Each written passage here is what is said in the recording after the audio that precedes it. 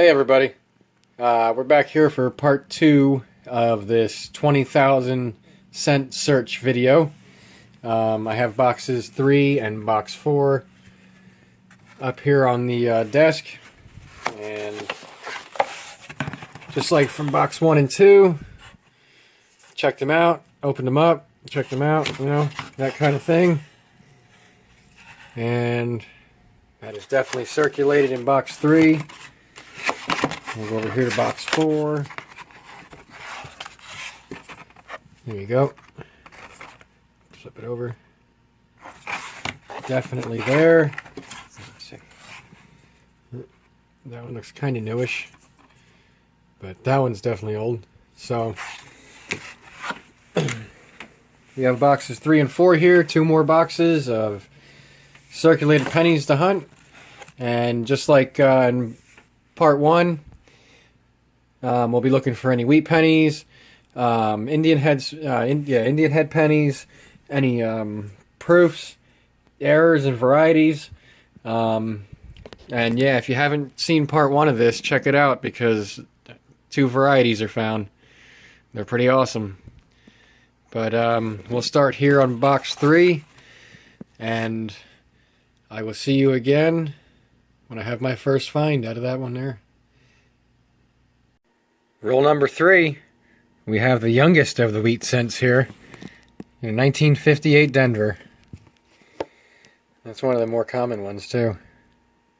But we'll take it. It's a wheat cent. Roll number 4. It was almost an ender. The end of the roll. In 1945. It's very common. Again, pretty average beat up there. Roll number 7. Got another 1958 Denver. There you go. Looks a lot like the last one. But right there it is. There you can see it. Third coin into this roll. Roll number 9. And we got a 1956 Denver. Alright. Alright, I'll bring it back if I find anything else in here. Looks like the 1956 Denver did have a friend in that roll. Got a pretty cruddy here. 1944 Denver. Gross. Back already. This is roll 10, the very next roll. And I'm only, as you can see, about halfway through, maybe if that. And these two, a 51 Denver and a 1942, are back to back in the roll. One after the other. That's pretty cool. I'll be back if I find more in here. Alright, I am back. There was something else in roll number 10 besides these 2 here wheat cents. It did produce a variety. And I hope you can see it in the video here, but there's 2 year 2000 pennies on the little tray here, and I will first show you a regular one under the microscope. I'll put it up there. See how the A and the M are very close to each other? That's your normal 2000 strike penny right there, your normal one. Now I will flip this guy over. Take that one out of there. Put that one under the scope. And as you can see, there is a pretty big, pretty big space there between the A and the M on this one. They're both 2000s. There we go. I'll just stick this one under here so you can get a comparison too. There we go. Now you can see it pretty good. The difference between the 2 of them. So we found a 2000 wide AM variety. It's actually in pretty decent condition too, on both sides. Pretty cool. Alright guys, roll 14 actually produced two for us. Two wheat cents. You see one here, 1954 Denver. Pretty average condition there. But then I have another one under the microscope. Oh, you can see that's well worn. And I'll bring it up here. We got a 1917 Philadelphia. Pretty well worn too.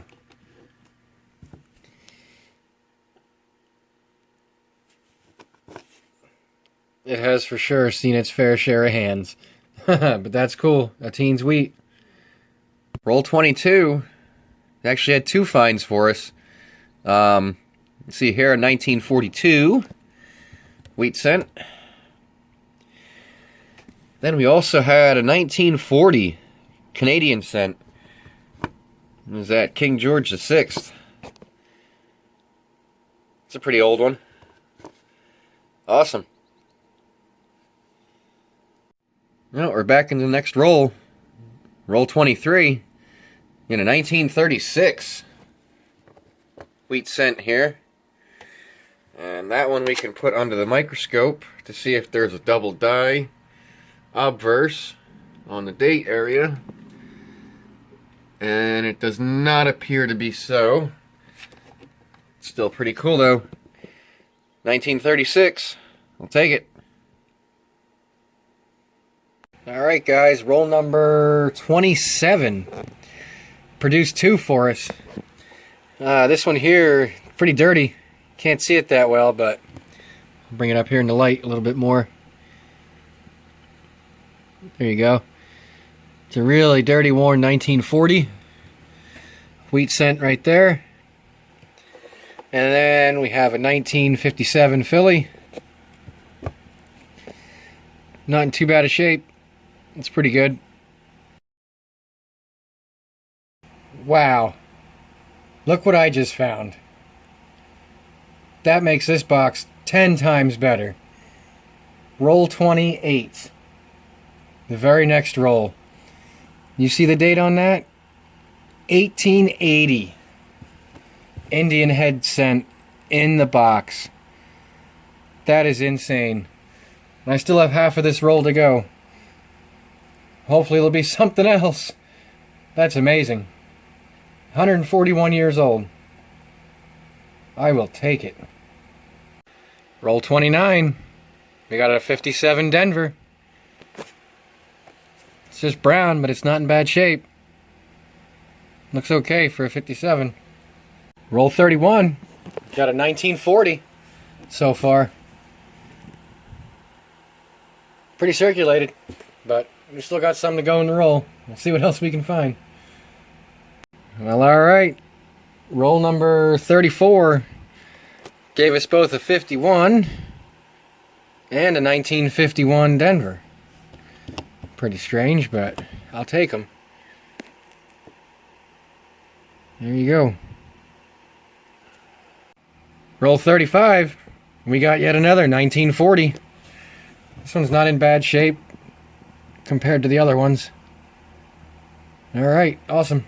I didn't see it because it was obverse facing, but this was an ender. We got a 1941 in the roll here. And looks like it's been in a parking lot possibly, but we'll check it under the scope after I get it focused and it turns off on me. There we go. Checking it for the DDO and the motto. There's one also in the date, which does not look like. And then even yeah, there'd be one in Liberty too if it had anything there, but that's so beat up. Okay. Just a 1941. But be back if there's more. Roll 44. We got a 1945. Pretty average there. That's about as common as they get. Is a 45. Roll 46. We got a pretty beat up 1958 Denver. Wow. It's got crud on it. Rim damage. Big scratches. That is in bad shape. But we'll take it. It's a wheat cent. Roll 48. We got a 1948. It's not in too bad a shape either. Reverse side's not as good as the obverse, but we'll take it though. Roll 49. We got a pretty cruddy 1944. Yeah, that looks like it was in the ground maybe. But well, this didn't take long. Just cracked in the roll number 1, as you can see here in box number 4. And we already have a 1949 Philadelphia. Wheat cent right there. And something else I actually don't get too much of in my area. But we have a 1973 S. So I thought that was pretty neat. And we still have half a roll to go out of number 1. So we'll be back if there's anything in it. And roll 1 did have something else hiding in it. We have this dirty 1952 Philadelphia. Look at that. That looks great, right? Alright, but we'll take it. Roll number 3 produced 2 more. One being a really oldie. Or a really old one here. It's pretty worn too, but that's a 1911 Philly. You can see it there. And then also a 1941. I checked it under the scope. It's not any of the DDOs at all. Out of the 3 possible areas it could be on the front there. But that's awesome. We got an oldie, 1911. We'll see what else is in this box. Roll number 8. We only got 1 out of it, but man, look at that 52. It's got a couple little scratches on it. Other than that, though, camera's not really doing it much justice here either, but this thing it's pretty nice for being a 52. It definitely was not circulated much at all. I will take it. 2 rolls later, roll 10, yet another 1952 Philly. This one's not in near as good a condition though. But it's still a wheat cent. Roll 14 gave us a 30s. 1938 Philadelphia.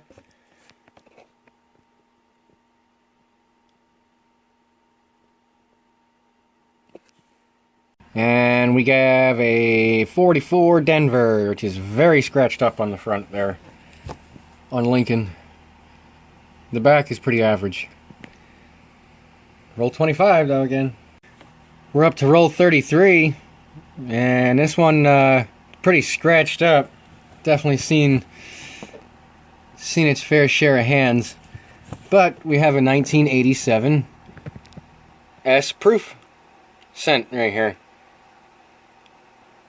Very cool. We got a proof. Roll 40. 1942 here. Alright. Another 40s wheat. Roll 47. Got a pretty decent 1957 Philadelphia. There you go. Alright. 3 rolls to go. See if we... Well, the very last roll, roll number 50 for this tube, or for this box, did give us 2 parting gifts here actually. One being a 30s wheat cent there, 1937 Denver, and then the second being a 56 Denver. I'll throw that under the scope real quick. And okay. It looks like it's okay. I don't see anything on it.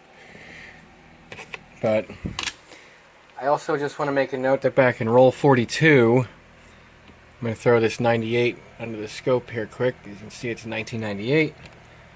I'll flip it. And I'm almost 95% sure from the spacing and the FG that I also found a 98 wide AM. And it's in pretty darn good shape too, on both sides. Very happy about that one. But I'll be back for a quick 2-box wrap up and see you in a minute here. Alright guys, we're back here for a wrap up of part 2 of this 20,000 cent search. It actually was a pretty good 2-box part here. I'm going to go through everything, but as you can see on the table here, it's quite a bit out of those 2 boxes. But start up top up here. We got 15 from the 1940s. No steel 43s though. Then moving down just below that, we also got 15 from the 1950s. Pretty cool. Then we got 13 total 2009s. At least 2 of every design there, all 4 of them. And then we got 10 Canadian cents out of these 2 boxes. One of them being a bird cent, which is pretty cool. Haven't seen one of those in a little while. And then for our pre-40s, wheat cents and Indian heads. We go through here. I'll just start at the old or the newest and go back to the oldest. We got 1938 Philly, 1937 Denver, and a 1936 Philly. Now they're getting a little hard to see, but there's a 1917 Philly right there. And then we got a 1911. That one's really hard to see. It's pretty well worn. And then something that I haven't gotten in quite a while that I'm real happy for is right here. This 1880 Indian head. It's real worn, but it's always a pleasure seeing one in a box. Then we got this 1994, which it's not the DDR, but I'll put it under the scope real quick, and it does have a pretty good die crack going through the Lincoln Memorial and then all the way down through to the bottom right here. So I thought that was pretty cool. I'm going to keep that.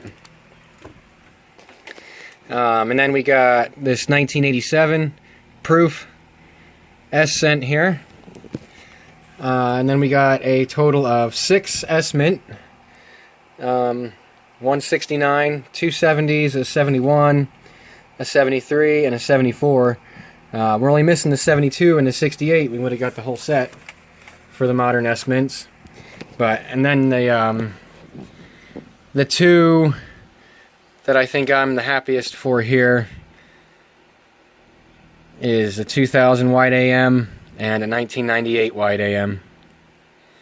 And even on the camera here on the phone that I'm using to record this, you can see their wide AMs. That's pretty cool. Oh, and I forgot to mention too, I was watching a Pa's Spare Time Coinsomniac stream the night I found this guy here, the Indian head. So that was pretty cool too. But like I said, overall, oh, and the copper. I almost forgot about that. Got a nice amount of copper from both those boxes. 1 pound peanut butter jar in a 12-ounce plastic cup, almost completely full. That's a pretty good amount. But like I said, overall, this was a good hunt, and we're going to start part 3 coming up very soon. Hopefully it'll be like this one.